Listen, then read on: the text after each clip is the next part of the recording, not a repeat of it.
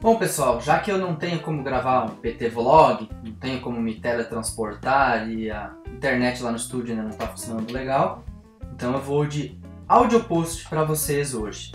Vamos falar a respeito de dança no louvor e na adoração. Tema controverso, tema difícil, tema que polariza opiniões contrárias e totalmente contrárias, posições favoráveis e às vezes até extremas. Bom, para começar, é preciso dizer que no corredor sírio-palestinense, ali na região onde Israel se encontrava, a dança era comum como manifestação de alegria, como manifestação de gratidão, como simplesmente algo prazeroso e estava incluído dentro dos rituais das religiões daquela região.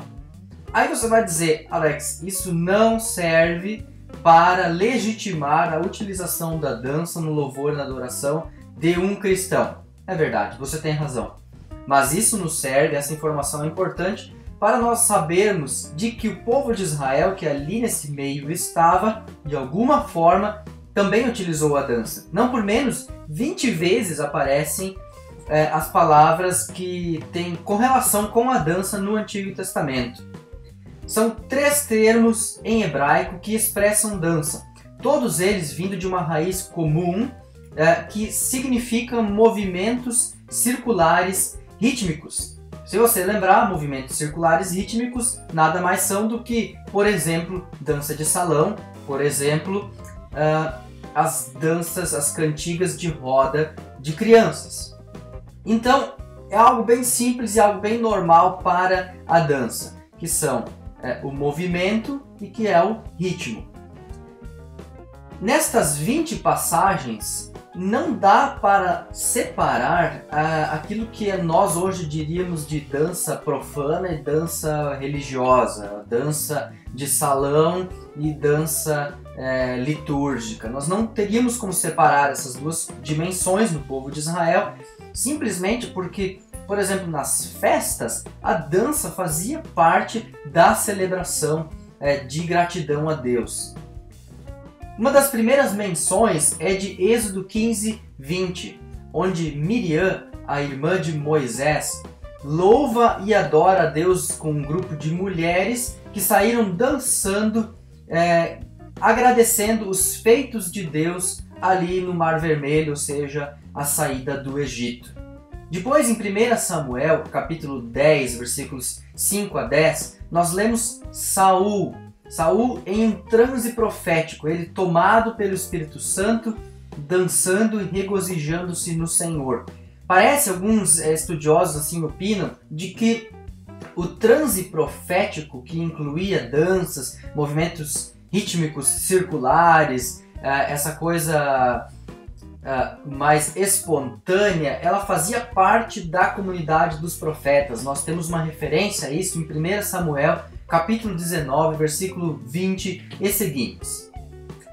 No Antigo Testamento, a dança aparece sempre em contexto de alegria, gozo, festejo, incluindo cânticos e instrumentos.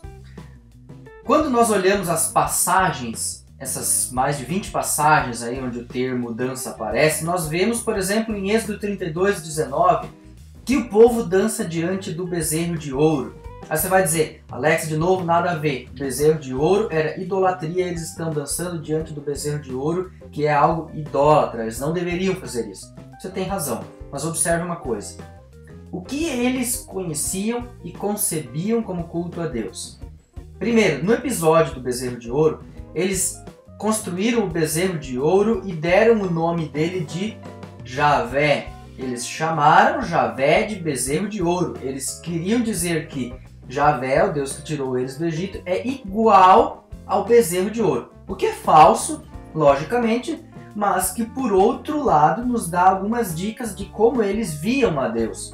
Certo ou errado, eles viam a Deus assim e também fazia parte do momento de louvor e adoração a deles nesse período antes da lei, a dança como demonstração de adoração, de alegria e de louvor ao Deus deles.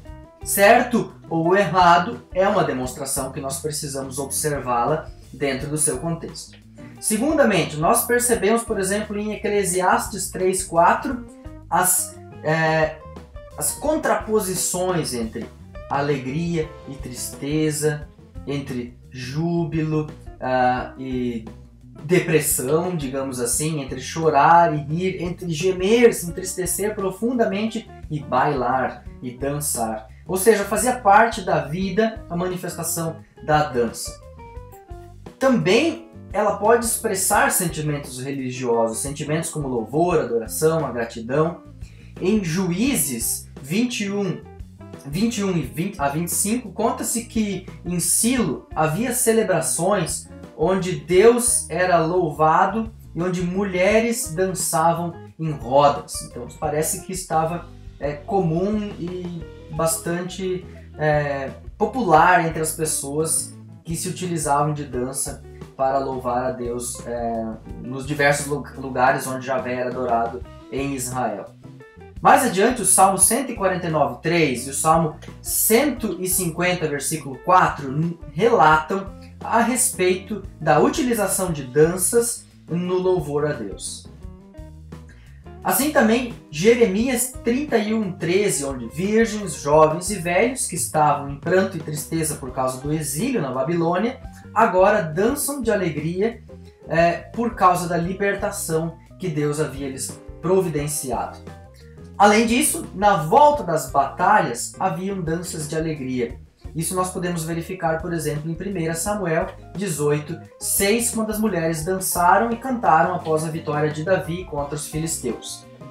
Ou seja, os atos de Deus para o seu povo, os atos de libertação, os atos de conquista militar, os atos de curas, de milagres, ou seja, todos os tipos de atos de Deus eram louvados e a alegria que brotava destas ações de Deus era extravasada com dança também.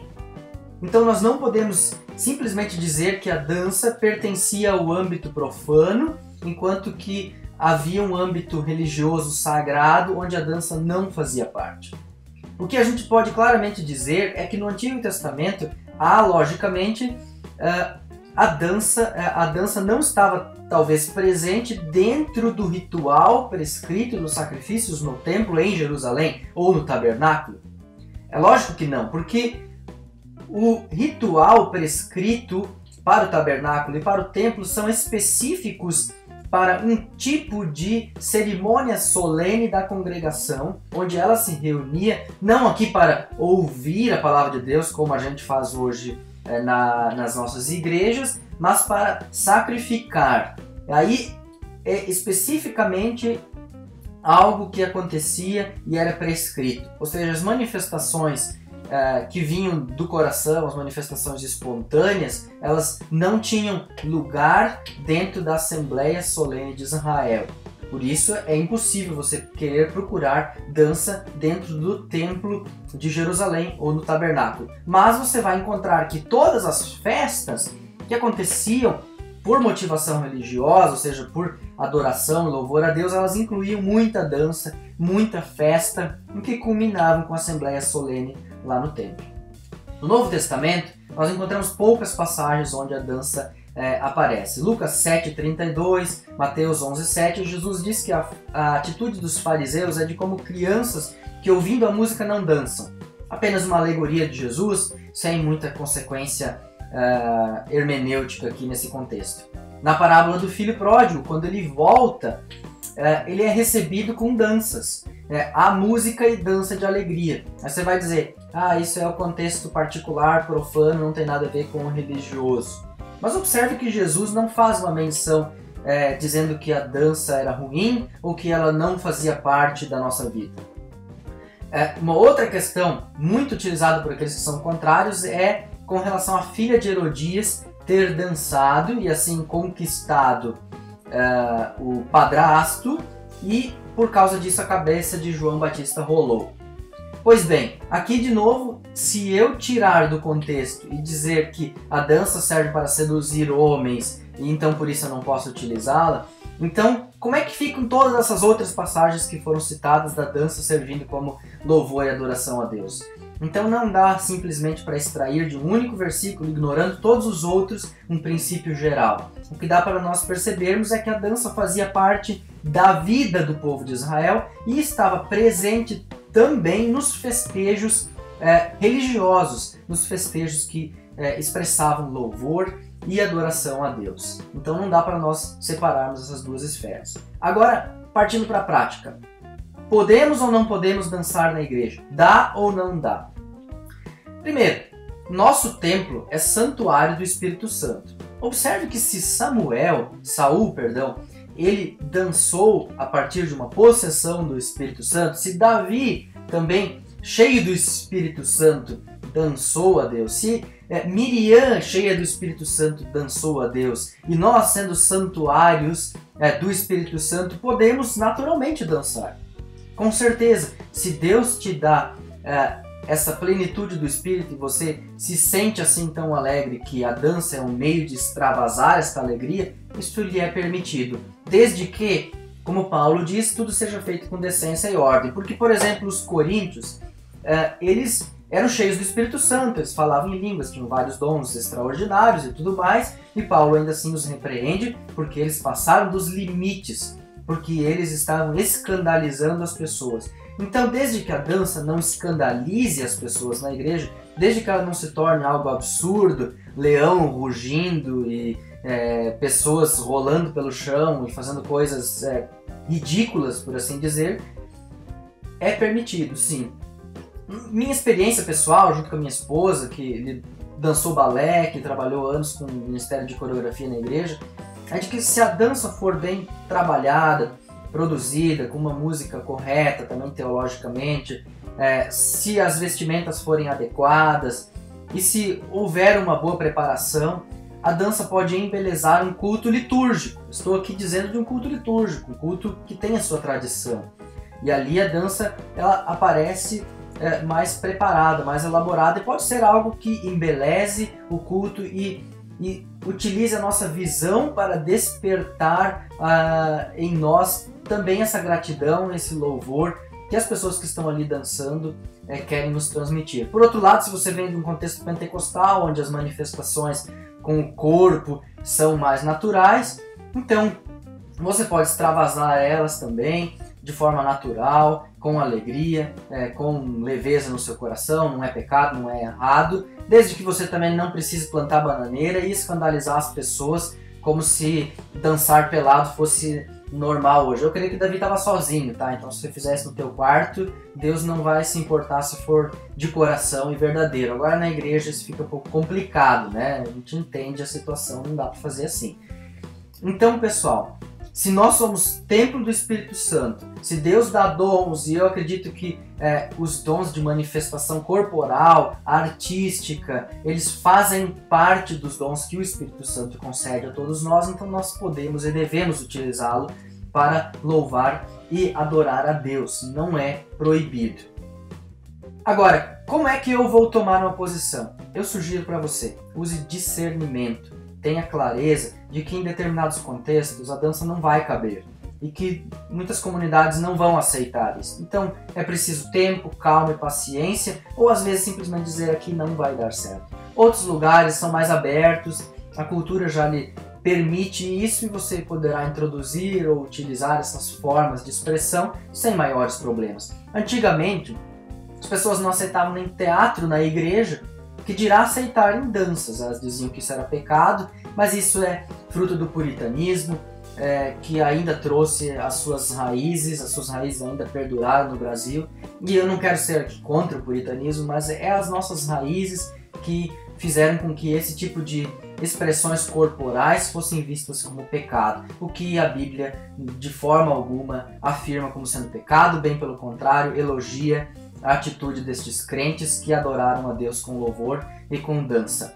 Então, querido, use a sua liberdade com consciência, faça ela para louvor e adoração a Deus, de coração, em espírito e em verdade, ou seja, de coração para Deus com decência e ordem, e discirna se o contexto assim lhe permite fazer.